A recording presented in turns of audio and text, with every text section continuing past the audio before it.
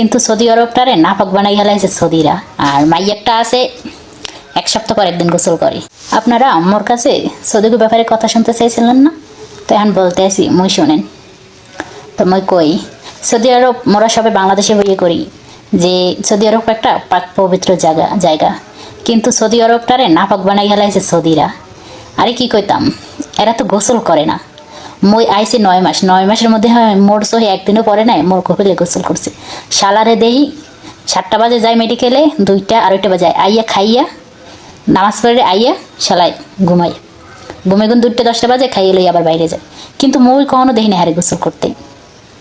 আর মোরা তো কই যে মোরা নারী বাঙালি তো কয় যে মহিলা গো মাথায় কাপড় না থাকলে, আহায় 2 কান্দে কাপড় না থাকলে তাহলে ফেরেস্তা থাকে না। আরে ভাই কি ফেরেস্তা থাকে না, এটা সব ভুল ধারণের কথা। কারণ মোরা তো বাঙালি আর এরা তো সৌদি আরব। মোগরা বাঙালি কি হাদিস জানে, এসিকে সৌদি আরব কাঠি মানুষ হাদিস বেশি জানে।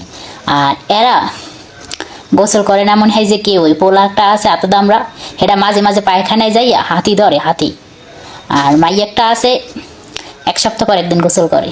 আর ছোট মাইয়েরা মনে হয় যে 2-3 দিন পর গোসল করে, এটা একটু খাতায় মতো মনে হয়, যেটা এতটুকু জানি। আর এই